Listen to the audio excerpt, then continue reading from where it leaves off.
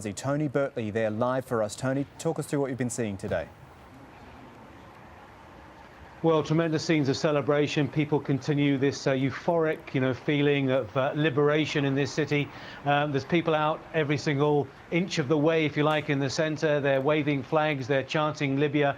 Very, very happy. And basically some of the props of the oppression used to keep them under the heel for 42 years have been burnt. That's police stations, institutions like that. And the props of the army, the tanks and the heavy weapons, they're being used as souvenir props. So there's a tremendous carnival atmosphere on the streets of Benghazi, and also anger coming through. We saw a whole range of things in the short time that we've been here. And we saw a funeral of a 64-year-old man. And that's not unusual here. There have been a lot of them, 750 according to local people. But he was just a bus driver, a simple man, if you like. And I think that personifies in some way what this whole revolution, this whole uprising is about. The simple people who are trying to throw off the shackles of oppression and standing up. And this man paid for it with his life. There was a tremendously emotional scenes, but also tremendously patriotic scenes here on the streets of Benghazi. And people are very mindful to point out to all the foreigners that basically, they love Libya. They hate their leader. I wonder, though, Tony, if there is still an element of caution with the people in Benghazi, because they are dealing with an unpredictable regime, with an unpredictable man at the moment, perhaps still looking over their shoulders just a little bit? I think you're absolutely right. There is that kind of note of apprehension in the proceedings here. If you think about it, the 400 kilometres away, which is only about 3 hours drive here, is the strong forces and mercenaries of Gaddafi. They can get here fairly quickly. And at the moment, you haven't got much of an organisation of defence, if you like. That is now being put into action. We're seeing young men coming from all over eastern Libya to join the revolutionary force. And this is a force that's being mobilised to take this revolution to the next stage, heading towards Tripoli. That's not straightforward. That's not something that's going to be easily done. You've got down the road the town of Sirte, which is basically Gaddafi's hometown. We're told that's heavily fortified with about 4,000 heavily armed fighters. So that's not going to be an easy target at all. So there's still some way to go in this revolution, and people are a bit mindful what will happen. And Gaddafi's words, his threats, his antagonistic behaviour still have some kind of resonance here. So people are a little bit cautious about how the future's going to go. Tony Bertley with a live update from Benghazi in Libya. Tony, thank you. Let's go international now. The UN Security Council meeting in New York in an hour's time to consider imposing sanctions which would target the Gaddafi regime. Daljit Dalawal in Washington with more on that. Hi, Daljit.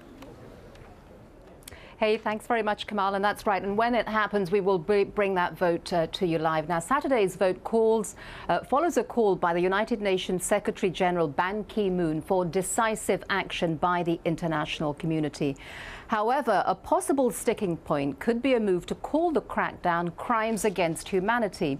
Russia and China have often resisted such measures, but Russia's President Dmitry Medvedev has already warned that the Libyan authorities would face possible prosecution under international law if they don't stop the violence. Al Jazeera's Kristen Salumi is at the United Nations, where she's following developments, and she joins us live now. Kristen, so if they call it crimes against humanity, will that prevent this resolution from passing?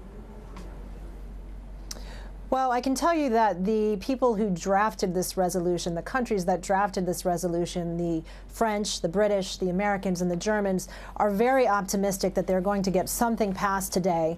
And they are pushing very hard and have a real sense of urgency to get something done. And we spoke to them on the way into the meeting, and they were very confident that something was going to happen. The ICC issue does remain a very sore spot with China in particular. As you said, they are always very reluctant to go this route and take action against what could be considered an internal matter for a country. But one diplomat speaking on background told me that China seems very overwhelmed by the momentum of this resolution. It's been moving very quickly. And again, they're predicting that it will pass. I spoke to the Chinese ambassador himself on the way in, asked him if he supported the resolution and whether or not the ICC would be a sticking point. He said only that China is taking it very, very seriously.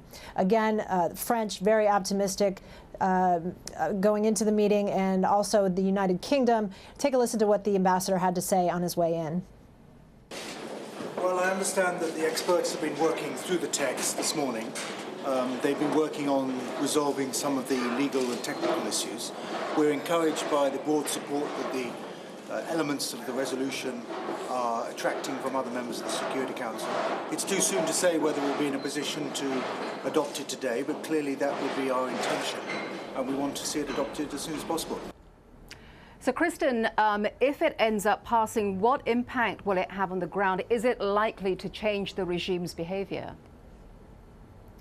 Well, in addition to some possible reference to the International Criminal Court with some adjustments to language there, we're talking about sanctions that include an asset freeze and a travel ban for Muammar Gaddafi and his family and his top advisors in the government, also an arms embargo. Will these things immediately have an impact on the ground? I don't think anybody expects that. These are the kind of sanctions that take time to have an impact. There's no talk about military action, no talk in the resolution of a no-fly zone, which was brought up in discussions earlier. The reason for that, according to the French ambassador, is that these things take time to work out. They're more controversial.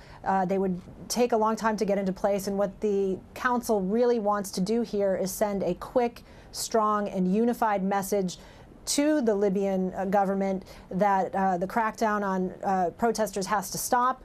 And they are hoping that they will achieve that here today. All right, Kristen Salumi live for us at the United Nations, following developments for us there. Thanks, Kristen. Well, the United States has already imposed sanctions on the Libyan government through an executive order signed by President Obama. Most of the measures are financial, so let's take a look at how they would work. Individuals and companies linked to the regime will be put on a list of specially designated nationals. They include Colonel Gaddafi, his family, and top Libyan officials. This will stop U.S. individuals and companies from doing business with them. The Libyan government is said to have an estimated $32 billion in U.S. banks, and those assets will be frozen. Financial institutions will then scrutinize transactions for possible links to anyone on the blacklist, denying them access to the system of international finance. And Monica Villamizar is standing by at the White House with all of the latest developments on that side of the story. So we've seen what Kristen was saying to us about what's going on at the United Nations. Just take us through briefly what the US sanctions are and how effective are they going to be? Well, Daljit, that is exactly the most important question, is how effective are they going to be? You mentioned there are several financial sanctions. Some of the assets would be frozen, not seized yet, and that is a very important difference. How effective will it be? Well, it's really hard to tell, but it depends. First of all, we know that this takes time to implement. And then, of course, while it may help in limiting the actions of Muammar Gaddafi and his clan, President Obama said that he also wanted to protect the wealth of all Libyans, the oil wealth of the country as a whole.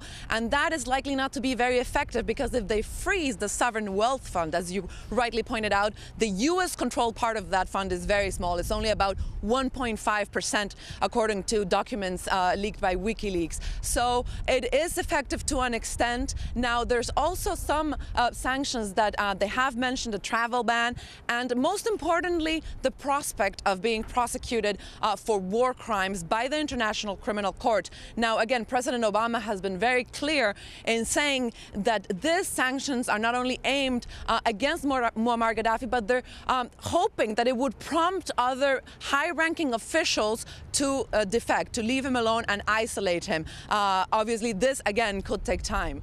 So this proposal to possibly refer Colonel Gaddafi to the International Criminal Court on charges against crimes against humanity, what would the US's role be in that? I mean, who would go after Gaddafi and hold him accountable?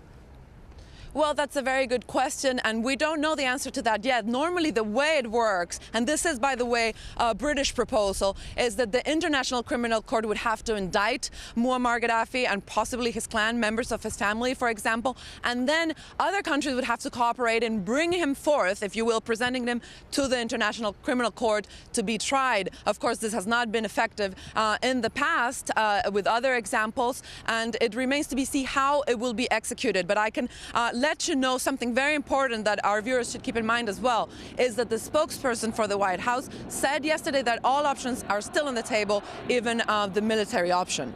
All right, Monica Villamizar reporting live for us from outside the White House. Monica, thanks a lot.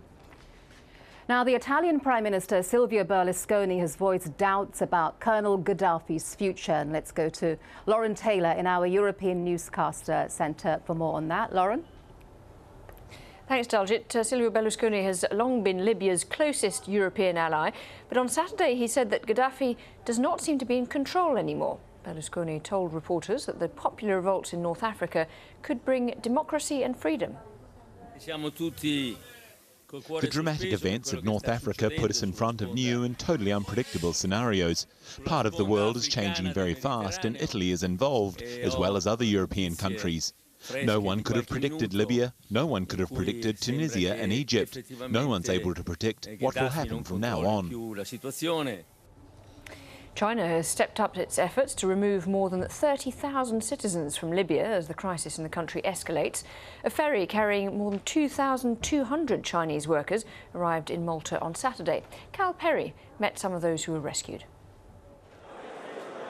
Weary faces tell the story of a difficult journey across rough waters. These 2,000 workers were just evacuated from Benghazi and brought here to Malta. An unusual scene as a Chinese flag is unfurled on an Italian ship in a European harbor.